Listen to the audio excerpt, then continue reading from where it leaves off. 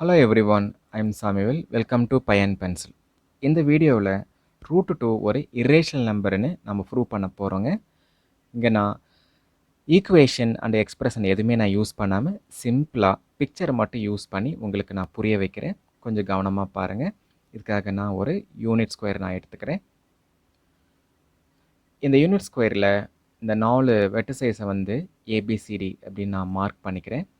இந்த A and சியை நான் connect பண்ணி அதை நான் டயகனல் அப்படின்னு நான் எடுத்துக்கிறேன். பி வெர்டிசைஸில் இங்கே 90 டிகிரி வரும். ஸோ ஏபிசி அப்படிங்கிறது ரைட் ஆங்கிள் ட்ரையாங்கிள். நான் ஆல்ரெடி சொன்னது தான், ஏபிங்கிறது 1 unit, பிசிங்கிறது 1 unit.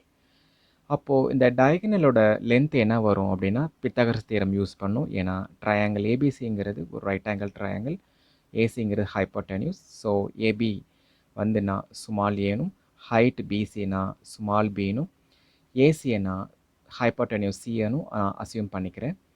So Pythagoras theorem நான் யூஸ் பண்ணுறேன் அப்படின்னா C square is equal to A square plus B square வரும்.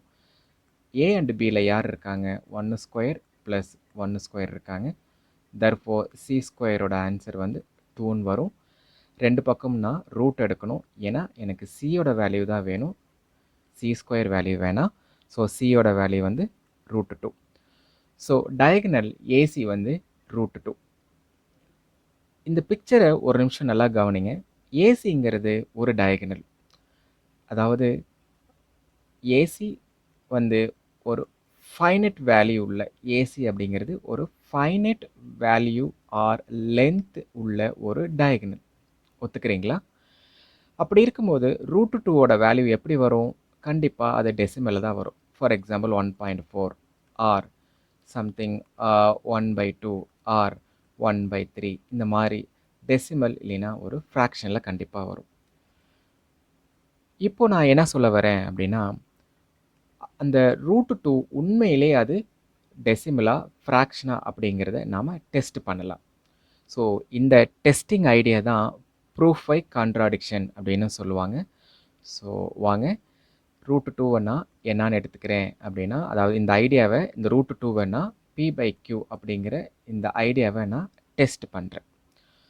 ஸோ இதுக்காக நான் மறுபடியும் நான் என்ன பண்ணுறேன்னா, சேம் அந்த யூனிட் ஸ்கொயரை நான் எடுத்துக்கிறேன். நல்லா கவனிங்க. இந்த யூனிட் ஸ்கொயரில் இந்த டயகனல் வந்து ஆல்ரெடி நான் என்னென்னு எடுத்துக்கிட்டேன்? ரூட் டூன்னு எடுத்துக்கிட்டேன். இந்த ரூட் டூ அதாவது நான் என்னென்னு எடுத்துக்கிட்டேன்னா P/Q அப்படின்னு நான் அசியூம் பண்ணிக்கிட்டேன் இல்லைங்களா?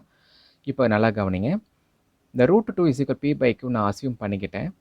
இப்போது அதை மறுபடியும் நான் இந்த ஸ்கொயரில் எக்ஸ்பிளைன் பண்ணுறேன். இப்போ புதுசாக நான் என்ன பண்ணுறேன்னா, இந்த யூனிட் ஸ்கொயரில் லென்த்து அண்டு ஹைட்டு அந்த டயகனல் இந்த ரெண்டையும் நான் எதால் மல்டிப்ளை பண்ணுறேன்னா க்யூவால் மல்டிப்ளை பண்ணுறேன். ஸோ நான் 3 பக்கமும் நான் க்யூவால் மல்டிப்ளை பண்ணனா எனக்கு ஆன்சர் என்ன கிடைக்கும் பாருங்கள். இங்கே லென்த் P/Q இருக்குது இல்லைங்களா? இதை நான் P/Q இன்ட்டு க்யூ அப்ளை பண்ணால் அந்த க்யூ அண்டு க்யூ கேன்சல் ஆகி எனக்கு எது மட்டும் வரும்னா P மட்டும் வரும். ஓகே, மறுபடியும் நான் இதை பித்தாகரஸ் தியரம் அப்ளை பண்ணுறேன். கொஞ்சம் நல்லா கவனிங்க.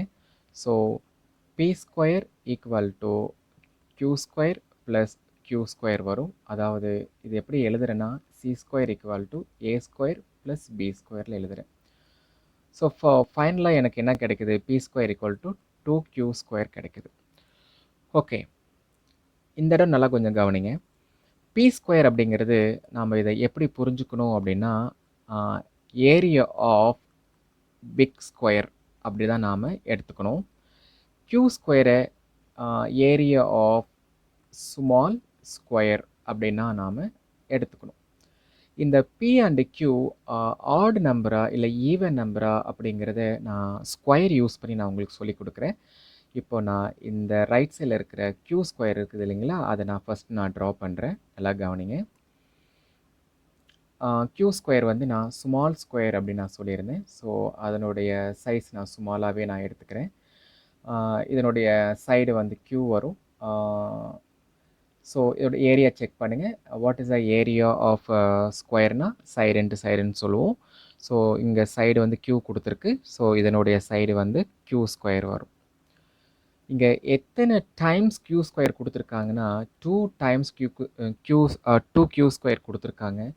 ஸோ நான் இதை 2 டைம் நான் ட்ரா பண்ணிக்கிறேன். உங்களுக்கு புரியணுங்கிறதுக்காக நான் சொல்கிறேன். So Q. ஸோ இந்த ஏரியா வந்து Q² வரும். ஓகே. இங்கே லெஃப்ட் சைடில் P² அதாவது பிக் ஸ்கொயர்ஸ் கொடுத்துருக்காங்க இல்லைங்களா, அதை நான் கொஞ்சம் பெருசாக ட்ரா பண்ணிக்கிறேன்.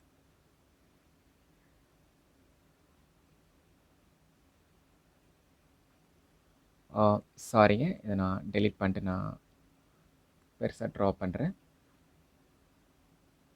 ஓகே, இங்கே கவனிங்க. P² கொடுத்துருக்காங்க, அதனால் நான் சைடு வந்து நான் Pன்னு அசியூம் பண்ணிக்கிறேன். அப்போது இதோட ஏரியா என்ன வரும் அப்படின்னா P² வரும். இங்கே நான் என்ன சொல்ல வரேன் அப்படிங்கிறத நல்லா புரிஞ்சுக்கோங்க. ரைட் சைடில் 2 டைம்ஸ் Q² கொடுத்துருக்காங்க, லெஃப்ட் சைடில் 1 டைம்ஸ் P² கொடுத்துருக்காங்க. அப்படின்னா இந்த பெரிய ஸ்கொயரோட, அதாவது P² அப்படிங்கிற பெரிய ஸ்கொயரோட ஏரியா இந்த 2 சின்ன ஸ்கொயரை நான் மல்டிப்ளை பண்ணாலோ இல்லை ஆட் பண்ணாலோ அதுக்கு ஈக்குவலாக வருமா வராதா அப்படிங்கிறத நாம் செக் பண்ணி பார்க்கலாம். ஃபார் எக்ஸாம்பிள் Qவை நான் எடுத்துக்கிறேன். Q² இன்ட்டு 2 கொடுத்துருக்காங்க இல்லைங்களா. இப்போ அதை நல்லா கவனிங்க. 2Q² கொடுத்துருக்காங்க. ஸோ நான் Qவை வந்து நான் 1 அப்படின்னு எடுத்துக்கிட்டேன் அப்படின்னா அதை நான் ஸ்கொயர் பண்ணுறேன், Qவை ஸ்கொயர் பண்ணுறேன். 1² என்ன வரும் அப்படின்னா 1 வரும். இப்போ இந்த 1 நான் 2 டைம்ஸ் நான் மல்டிப்ளை பண்ணால் எனக்கு ஆன்சர் வந்து 2 தான் கிடைக்கும். இப்போது இந்த 2 அப்படிங்கிறது தான் P². அதாவது இந்த P² வந்து நீங்கள் ஏரியா 2 யூனிட் வர மாதிரி உங்களால் ஜென்ரேட் பண்ண முடியுமா, க்ரியேட் பண்ண முடியுமா, உங்களால் ஒரு பெர்ஃபெக்ட் ஸ்கொயராக கொண்டு வர முடியுமா, யோசிங்க.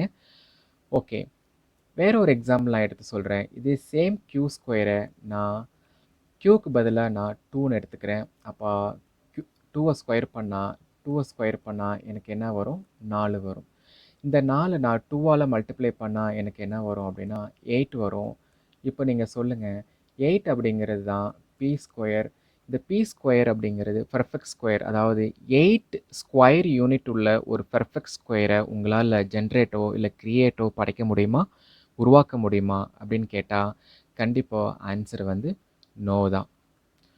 ஸோ ஆரம்பத்தில் √2 வந்து ஒரு டெசிமல் வேல்யூ, ஃப்ராக்ஷன் வேல்யூ வரும்னு சொல்லி இந்த ஐடியாவை டெஸ்ட் பண்ணும்போது என்னால் இந்த 2Q² = P², அதாவது 2 சின்ன ஸ்கொயரை மல்டிப்ளை பண்ணால் எனக்கு ஒரு பெரிய ஸ்கொயர் கிடைக்குமான்னு பார்த்தா அது கிடைக்கல. அதாவது என்னால் ஒரு பெர்ஃபெக்ட் ஸ்கொயராக என்னால் ஜென்ரேட் பண்ண முடியல.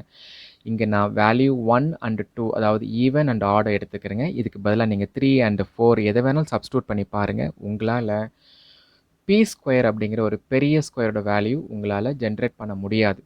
இங்கே 8 and 2 அப்படிங்கிறது பெரிய ஸ்கொயரோட ஏரியா. உங்களால் 2 ஸ்கொயர் யூனிட் உள்ள ஒரு ஏரியாவை உங்களால் க்ரியேட் பண்ண முடியுமா? கண்டிப்பாக முடியாது. அதே மாதிரி 8 ஸ்கொயர் யூனிட் உடைய ஒரு ஸ்கொயரையும் உங்களால் ஜென்ரேட் பண்ண முடியாது. அப்போ இது என்னவை தான் ஜென்ரேட் பண்ண முடியும் அப்படின்னா கண்டிப்பாக அது வந்து ஒரு ரெக்டாங்கிளை தான் பண்ண முடியும். ஃபார் எக்ஸாம்பிள் பாருங்கள், இந்த 8க்கு நான் ட்ரா பண்ணுறேன். இப்போது இந்த லென்த் வந்து 4னும் இந்த ஹைட்டை வந்து நான் 2ன்னு எடுத்துக்கிட்டேன் அப்படின்னா இந்த ரெக்டாங்கிளோட ஏரியா எனக்கு என்ன கிடைக்கும் அப்படின்னா 8 கிடைக்கும். ஸோ என்னால் ரெக்டாங்கிளோட மட்டும்தான் ஃபைண்ட் பண்ண முடியுமே ஒழிய என்னால் என்ன ஃபைண்ட் பண்ண முடியாதுன்னா ஒரு பிக் ஸ்கொயர் ஏரியாவை ஜென்ரேட் பண்ண முடியாது. ஸோ நம்ம எடுத்துக்கிட்ட அந்த அசம்ஷன், அந்த ஐடியா கடைசியில் ஃபெயிலர் ஆகுது.